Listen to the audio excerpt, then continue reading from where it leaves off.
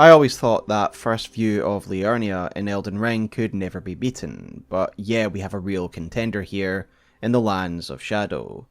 So hey everyone, it's SmoughTown here, and I was lucky enough to be invited to a preview event where I got to play the first 3 hours of Shadow of the Erdtree, in which I was able to explore the first region of the DLC, which included 2 legacy dungeons, 2 major bosses, and a host of catacombs.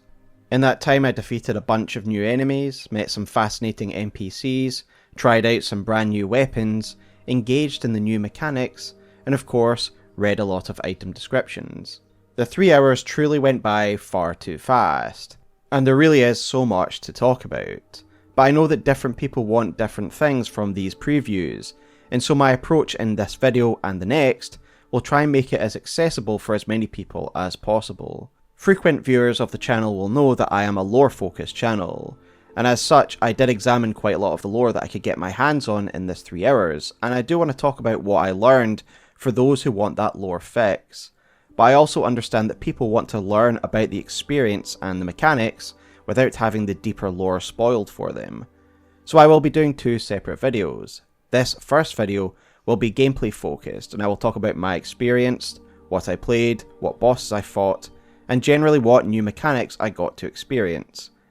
While I will endeavour to keep this video lore light, I will inevitably be mentioning some character, location, boss, and NPC names, and this includes the true name of the Shadow Tree, as it ties into one of the major mechanics in the game. However, I won't discuss NPC dialogues and lore-heavy item descriptions that I got to read and experience, as these offered quite a large insight into some new lore.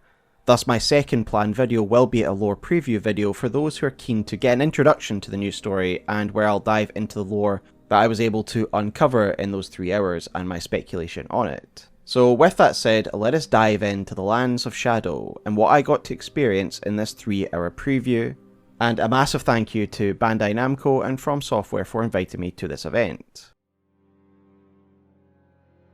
So I want to start by talking about how you enter the DLC, as this was hinted at by the gameplay trailer. It happens from Mohg's arena after defeating Radahn and Mohg. Here we meet a knight called Lida. Her dialogue is more or less what it was in the gameplay trailer, telling us to touch the withered hand and enter the Land of Shadows. But she gives more context to who she is and who the other NPCs are, and we will discuss that in a separate lore video. But Leda is the knight and narrator that appears in the story trailer, and I will just leave it at that for now. So after touching the hand, we are teleported to the new DLC area. We start in a small cave or crevice, but by following a path upwards we come to the top of a small hill, and lying before us is the Land of Shadows. The first region we were in is called the Gravesite Plains, and this was essentially the region that was shown in that announcement image. And this was the region we were permitted to explore in the 3 hours. Aesthetically, it is a broad field, dotted with ruins, and that has spectral graves covering it. And this really is a stunning view, and it gives you an idea of the scale of the Lands of Shadow. The shadow of the Erdtree, the Shadow Tree, looms ominously overhead, and it really is a perfect mirror to the lands between, where the Erdtree cast a brilliant light over those lands. A darkness hangs over the Lands of Shadow. It is a breathtaking view, and I definitely stood here for a minute or so. In general, the music and atmosphere that I experienced so far felt really right for the Lands of Shadow. I loved the ambient tracks on both the Gravesite Plains and the first Legacy Dungeon, which is called Belurat Tower Settlement. I think that while they're both in line with what we'd expect from this game's ambient tracks, there is something more mournful, sorrowful about the tracks that I heard. The one in Belurat Tower Settlement was accompanied by the tolling of bells as if for a funeral, which is fitting for this devastated town and its dark history. And this is of course not to mention the music of the boss battles, which are again superb.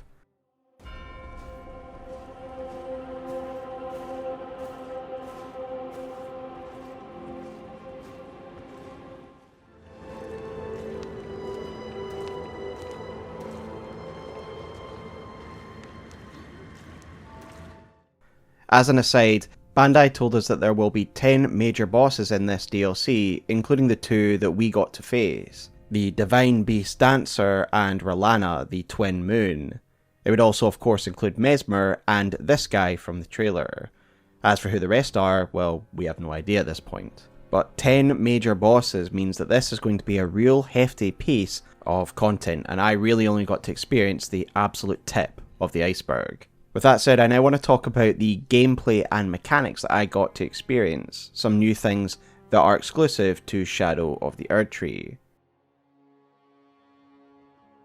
In order to access this area, we were given a high level character, who had already beaten Radahn and Mohg and thus was ready to go.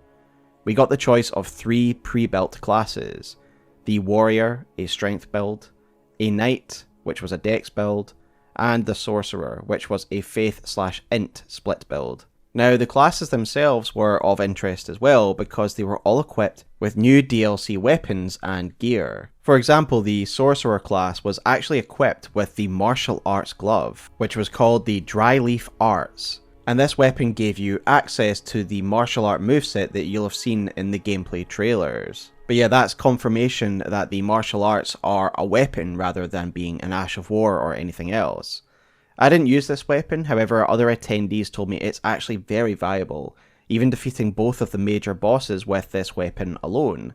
So that is very cool, and I will definitely be trying it out on launch, and from what I can see in the B-roll, it looks incredibly impressive. The Knight was a tempting proposition, as they had laid us armour set, or a variation of it, called the Oathkeeper's set. It was also armed with the rather stylish Milady sword, which you can see used in this footage by this character. And yeah, it looks pretty awesome, but it was a dex build, so obviously I didn't use it. No, instead I went for the strength build Warrior, who was equipped with an axe and a Mesmer soldier shield. I also really liked the armour set for the Warrior. It was called the Gloried set, a stylish red outfit complete with a kilt, a outfit for Highland warriors, so naturally it called to me. And you can see this fashion in this shot that I'm showing now. But in general, it's the weapons that have me the most excited actually after coming out of this preview. They seem to have really taken the new weapons to the next level, offering new gameplay opportunities.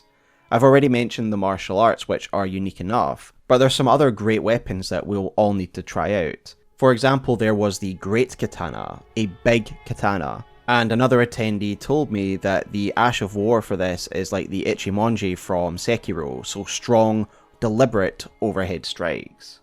There are also some back grip swords that really win on style alone, and you can see that being used in the B-roll here. We were also given access to the Dueling Shield, the shield that was revealed in the gameplay trailer that has blades on either ends sticking out.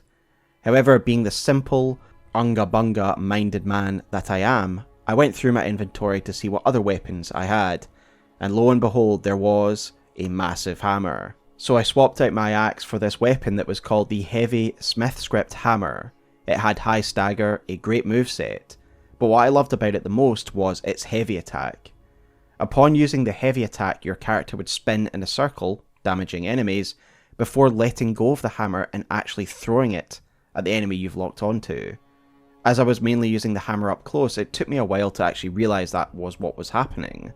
But yeah, if you're standing at a distance and you're locked on, you can use your heavy to throw your hammer at said enemy. And it seems as though this is a feature shared by the weapons of the Smith Script family, as the axe I started with is called the Smith Script Axe, and it can also be thrown with its heavy attack. I was using this to great effect against the second boss. While my Ash was distracting them, I was standing at a safe distance throwing hammers at them, and it would also stagger them because it does still count as a heavy attack. Additionally, there was also another main weapon, Knife, that could also be thrown in a similar manner and it would return to your hand, and again you can see it being used in this footage.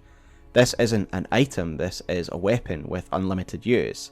So again, these types of new weapon opportunities is something really new that's been brought to the table with Shadow of the Erdtree, and I can only imagine how useful they'll be in the base game as well. So for those of us who just like to focus on a strength build and a big weapon and not bother with anything else, you now have some great utility in these heavy weapons that can also be thrown. No longer do you need to take out a bow to snipe an enemy who's standing on an elevated platform, you can just lob your hammer at them, and every time it just returns to your hand. It's great. Another weapon I did try out, however, were the Red Bear Claws.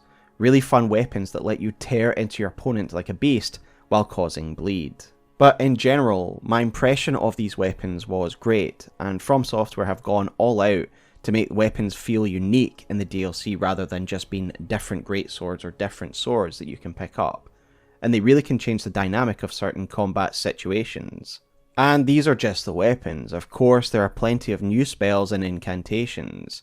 Again, we were given access to a lot of these, and having a look through what I was able to use, I noticed there was an incantation called Minor Erdtree, and this is the healing tree incantation that Melina uses if you summon her in the fight against Morgott. And of course there was some interesting lore in this incantation item description, but we will discuss that in a separate lore video. There was also another incantation that stood out to me, a new aspects of the Crucible incantation, called the Miranda Flower. And again, unfortunately I didn't get to use this incantation, I was too busy throwing my hammer around, but the spell image showed a Miranda flower coming out of the player's chest, so I'll be really interested to see how that can be used. I also witnessed some NPCs using some cool new spells when I summoned them for fights. For example, I summoned Leda in one of the fights, and she used an incantation which I presume to be a version of Miquella's Rings of Light, like the ones used by the Albinaurics in the Consecrated Snowfield, or the weapon art that's attached to the Halo Scythe of the Cleanrot Knights. She would summon a big disc of light and throw it at the enemy, and it would continually spin and hit them, causing good stagger damage, allowing me to combo it with my hammer. Additionally, with the provided b-roll and images that Bandai gave us, there seems to be a lot of different spells and incantations, including new Frenzied Flame ones. But in short, there's lots of new weapons and spells to try, and they do seem to be going out their way to make them quite unique. They aren't just different or better versions of what's already in the base game. But with my impressions on the new gear and spells covered, I would now like to walk you through exactly what I experienced on my journey through the Lands of Shadow, as well as touching on the new leveling system which is called Shadow of the Erdtree Blessings. After taking in the view for a moment, I jumped on Torrent and headed to the nearest Site of Grace, and found the nearby map fragment for this area. And both Sites of Grace and maps operate the same way as the main game. This first region alone felt almost as big as the Weeping Peninsula, and in this area there were two main legacy dungeons, Bellarat Tower Settlement and Castle Enzis. But before I even managed to grab the nearby map fragment, I heard a noise, and from the roof of a nearby building leapt down a fearsome foe, and it was the Omen enemy that was shown on Twitter recently. I would also fight this enemy later in one of the legacy dungeons, so I can confirm that this is a regular enemy, albeit a very dangerous one. Fast and nimble, it caught me off guard and cut me to pieces. 2 minutes in the Lands of Shadow and I was already cooked. But I did eventually manage to get my revenge on one of his kin in Bellarat Tower Settlement. I picked up the map fragment and I headed to the nearest feature on the horizon that caught my eye, and it was a small town that had been covered in the shrouds, as some had noticed in the gameplay trailer. It was a burned down town populated by black spirit enemies, the tortured remains of those killed in Mesmer's crusade. I explored it thoroughly and picked up some new crafting materials, of which there seems to be plenty, and a new cookbook. Beyond this town was an imposing sight, the Furnace Golem, the massive wicker basket enemies that we've seen in both trailers. Seeing this enemy looming on the horizon was awesome, and of course I immediately charged towards it. I did about 2 damage to it before it picked me up, tossed me into its interior, and burned me to death instantly. 2 brutal deaths in a few minutes. The Lands of Shadow certainly had a warm welcome for me. However, I would revisit our fiery friend later near the end of my preview, but for now it appeared insurmountable and so I moved on. Beyond this I found a crossroads with a Site of Grace, and it was here I found the first Mark of Miquella, and an NPC called Freya. These Marks of Miquella are the runes that we've seen in both the story trailer and the gameplay reveal trailer, and they are of more lore significance than anything mechanical or gameplay, and thus they'll be something I discuss in the lore video more. But in short, these are the traces of Mikla that we need to follow, and it shows his footsteps through the lands of shadow, the route that he has taken. And I think you'll be very interested to learn out what these really are when you play it for yourself. It was also at this location that I found a really important upgrade item, a Erdtree fragment. And these fragments play into the new leveling system that's called Shadow of the Erdtree Blessings. Shadow of the Erdtree Blessings are accessible at Sites of Grace, much like you would upgrade your Crimson Flasks in the base game with upgrade materials. And there are 2 upgrade materials that are here for 2 different upgrades. There are the Erdtree fragments, and the Erdtree is the name for the Shadow of the Erdtree. These fragments can be used at Sites of Grace to boost your damage and your damage resistance. I found these in a few different locations, but at least 2 of them were found at a statue of Marika, one being found in a nearby church, much like sacred tears are found in the lands between. Then there is the revered spirit ash, and interestingly I found both of the 2 that I found on mummified corpses of Omen. These upgrade materials upgrade the damage and damage resistance of your spirit summons and upgrade Torrent's damage resistance. I really like this, as Torrent seems far more important now. Earlier I described the fight with the Furnace Golem, and yeah, Torrent will be key in overcoming these giant monstrosities. When you are at range of a Furnace Golem, they essentially use these stomp attacks, and the only way to avoid them is by jumping, and so of course Torrent's hang time will be important for that, and just in general the maneuverability will be key in taking down these giants. And so I like that you're getting to upgrade Torrent's damage resistance, and the damage resistance of your spirits as well. This all makes sense because everything in the Land of Shadows is all stronger, so your spirit ashes would become a bit more useless if they stayed at the same level as they were in the lands between, when you're fighting these bosses in the Lands of Shadow that have far more health. Trust me, they have a lot more health. Ultimately, the new leveling system is just a scaling thing. It's to help everyone overcome the extreme challenges in the Land of Shadow without having to grind tons and tons of runes in the lands between. But using them is of course up to you. If you're someone who likes a bigger challenge, or you feel your character is very high leveled, you might not want to use them. But at the level of 150, I felt that they were definitely needed. The game was very challenging even at that high level. And the final thing of note is that once you leave the Land of Shadows, these blessings cease to have an effect and are purely meant to boost your character's numbers in the new DLC, and will not boost you outside in the regular game. Anyway, I talked to Freya, another important NPC whose dialogue I will not repeat here, that'll only be in the lore video. But having this dialogue opened her up in the boss fight that I would face later. After applying my first Shadow of the Erdtree blessing, I was ready to take on the first legacy dungeon, and so I passed up some grand stairs with spiralling columns into a tomb filled with scorpions, and I found a revered spirit ash within, before coming to the doors of Belurat Tower Settlement. And the exterior of this location is what you've seen in the gameplay trailer and in the screenshots that have been released by the official Twitter. The interior streets are also something you've seen briefly in the gameplay trailer, and I really liked this legacy dungeon. It was my favourite part of the preview. It's a city that offers great verticality. It's not particularly wide, but it goes up quite high, with narrow streets but open courtyards. There's a lot to explore here and a lot of enemies to face. It's got some real nice claustrophobic streets that are patrolled by more of these black spirits and Omen soldiers.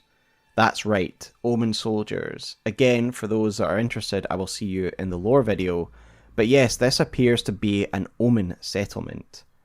These soldiers in particular, which I'm showing in this image, are very tough, wielding dual or two-handed swords. They are hard to stagger like Crucible Knights, and have long, high damage combos. But of course you can overcome them, and I even got one of their armor sets to drop. And you bet I slapped that bad boy on straight away. It was a really cool armor set. There was a nice circular courtyard that I found with a statue in the middle, and it was here that an invader invaded me, called Fire Knight Quillen, and this is a very lore significant character that had some interesting dialogue, and again, I'll talk about that in a separate video, but a fun invasion nonetheless. And I was rewarded with a cool talisman for my troubles, the Crusader insignia. But the town is full of winding paths, shortcuts, and enemy types. Up high there are these new stone constructs in the form of birds called grave birds that breathe ghost flame. Like birds in the base game, they are hard to lock down and get a bead on, but once you hit them they are easily staggered and they don't have high health, a very fair and fun enemy. But drop down low into the blood sewers of this city and there are the man-flies, so named by the ingredients that they drop. Wretched creatures that reminded me of the flies from Dark Souls 3 and the fires of Ariandel, except these are more human, especially in the face, with bandages covering their humanoid faces. At the top of this very, very cool dungeon after you've conquered the streets is a boss, the Divine Beast Dancer. Man, I was so happy I got to face this guy. If you follow me on Twitter, you'll know I've been going nuts for this design. And the fight didn't disappoint. It was a real spectacle, with the boss moving in a rhythmic, dancing fashion, like you see in the story trailer when he's attacking Mesmer's soldiers. It would then spiral into the air and hurtle back down at you with interesting and difficult to read movement sets. Midway through its health bar, the spectacle's kicked into high gear as it leaps into the air, manifesting lightning, then frost, then wind elemental attacks, smashing into the ground with speed and unleashing the elements in devastating AoE attacks. The boss also has a huge health pool, a common factor for the two main bosses that I faced. But luckily for us, we were also equipped with brand new Spirit Ashes, Knight Commander Andreas, a long-lost commander of Mesmer's Black Knights, wielding a massive hammer that is imbued with the power of grace. We also had a Gravebird, and we had everyone's favourite, you know them, you love them, Finger Creepers. Now, I didn't use the Finger Creeper Spirit Ash, however Vati relayed his experience using this Spirit Ash in his preview video. Basically, it's a support summon, which can heal you, and I'm all for a support class for Spirit Ash. With Andreas at my side, I was able to defeat this boss on my second try, and you do get a couple of drops. Firstly, you get the headpiece of the Divine Beast itself for you to wear yourself. Yeah, it's pretty cool. And of course you get its remembrance, which has interesting lore, but like any remembrance it also offers items in exchange at Anea. Quick note about travelling to the lands between and Round Table Hold, as I think this is a well implemented feature. When you are in the Lands of Shadow, and you want to travel back to the lands between, simply open your map, and press R1 or RB, and it flips the map between the two realms. Then you are able to travel directly to any site of grace as usual. Now let's return to the items you can get from this remembrance. The first item you could get for trading it in was a talisman, and Dom's Roundtable, another attendee at the event, was kind enough to share the precise wording of this talisman. It said, increases the potency of storms. Now, storms are a class of Ash of War that already exists in the game, like Storm Assault and Storm Blade, and so it looks like these would be boosted by this talisman. Just as an aside, I do want to give a shout out to Dom's Roundtable. Dom is a guy who I seem to always meet at these preview events, and is just a super great guy who did an excellent video on his preview experience, so please check him out and his extensive 50-minute preview video. And the other one was a Ash of War that recreates its powerful ice stomp that it used in our boss battle with it. After conquering the Tower Town and speaking to some more NPCs of Leda's companions, I decided to ride around the open world, stumbling across a ruined town called Abandoned Ailing Village, which was filled with more manflies, who promptly swarmed me and killed me. Yeah, another death. I died a lot in these 3 hours. I once again took to the open world, heading across the bridge that lay in the other direction from Bellerat. This bridge was blocked by military forces, the forces of Mesmer. While I was in the open world, I did encounter a new enemy, these Omen-type foes from the gameplay trailer. They travelled around in groups, and one would serve to buff the rest, while the others would swarm you. Again, another Omen enemy that emphasises the Omen nature of this region. The military camp that lay on the other side of the bridge far eclipsed the size of any military camp in the lands between. Rows and rows of ordered tents, black in colour, and bearing the seal of Mesmer proudly upon them. It reminded me of a Roman military camp, and it was packed to the gills with enemies. Black Knights, Mesmer soldiers, and capital perfumers. The Black Knights are essentially Mesmer's version of the knights that the other demigods have, and they are so awesome. And again, these are the enemies I highlighted in my story trailer breakdown video. They have white plumes, black armour, and huge hammers. Almost instinctively, I wanted to farm them for their armour and weapons before remembering this isn't my save and I only have 3 hours. The Mesmer soldiers are the ones that we saw in the story trailer, armed with round shields, black armour, capes, and a face mask. Again, I was able to get one to drop his chest piece, confirming that these are indeed members of Mesmer's soldiers, and that they bear the Erdtree upon their chest. These warriors do offer a different challenge from the base soldiery of the lands between. They aren't just a new copy and paste of those, and it offers a nice variety to the soldier class of enemies in this game. The Mesmer soldier is mainly armed with a round shield and an axe, though the further away ones often bring out a crossbow. In a group, they are dangerous. When they activate their Ash of War, which seemed to be Warcry, their damage would go way up, and they would unlock new stomp attacks that have a decent AoE range to them, and it caught me off guard a few times. When multiple do this and some shoot at you, the group fights can be pretty dangerous. In the centre of this military camp, we find a Marika statue and another Erdtree fragment to help us conquer the second legacy dungeon that lies behind this military camp, Ensis Castle. And the enemy guarding the gates of this castle, a Carian Troll Knight. This is a Carian stronghold, with the Carians and Mesmer soldiers rubbing shoulders here. As a result, it's quite a varied dungeon with different enemy types: Black Knights, Mesmer soldiers, and Lazuli sorcerers. There's a new challenging NPC about midway through the dungeon, a Carian knight called Moon Irithel, who wields her own version of the Troll Knight's sword, and she is genuinely pretty strong with a high health pool and massive damage. But she is just the appetizer, as she is merely the chamberlain of the next boss, the boss of this dungeon called R'hllana, Twin Moon. R'hllana was actually the final boss of our preview, guarding the path forward. This is an absolutely incredible boss, a knight of Carian lineage, dual-wielding swords with blinding speed, and she really reminded me as a cross between Pontiff Sullivan and Melania. One moment she's in your face, unleashing a devastating multi-hit combo, the next she is rotating around you with the swiftness of the undefeated swordswoman. However, as you probably have guessed, she does have a mid-stage transition, and boy, this is where she becomes lethal. She wreathes one sword in magic and the other in fire. Her combos become longer, more intense, with more damage, and just in general she just gets way harder. She can summon a swirling firestorm, but my favourite move of hers is the Twin Moons. R'hllana would fly into the air, and like Rennala, who can summon a moon when she does this, R'hllana instead summons 2. They then take turns slamming into the ground, and you have to time your jump perfectly or you will get knocked in the air and take massive damage, and you'll have to suffer through this whole 3-hit combo. Because after her 2 moons have hit the ground, she herself slams into the ground. Overall an extremely cool move, and fair. You just need to get your timing down on your jumps. But this fight was great and really tough. I fought her for about 40 minutes and I just could not beat her. I know everyone says that they get a boss one tap, but I genuinely got R'hllana down to 1 hit, and I'm sure Dom will back me up. And I just panicked when I got her down to 1 hit and died.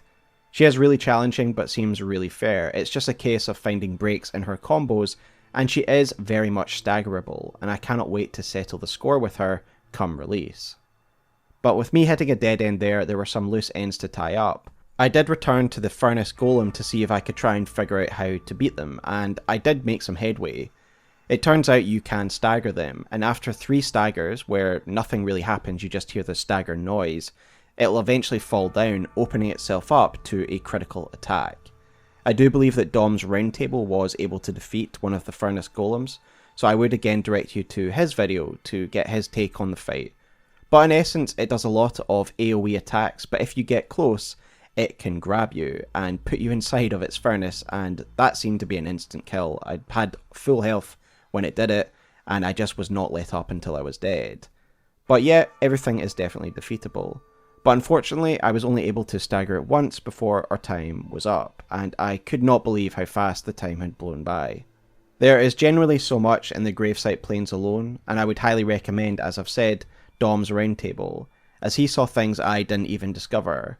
He visited the pot cave from the gameplay reveal trailer, fought a ghost flame breathing dragon, and killed one of the furnace golems, so please check him out to get a different perspective on the true vastness of this one opening area. This small area alone, fully explored, could definitely take 10 hours. And I imagine that most people will probably spend about 5 to 6 hours on average in this one area, and that's just the first map fragment.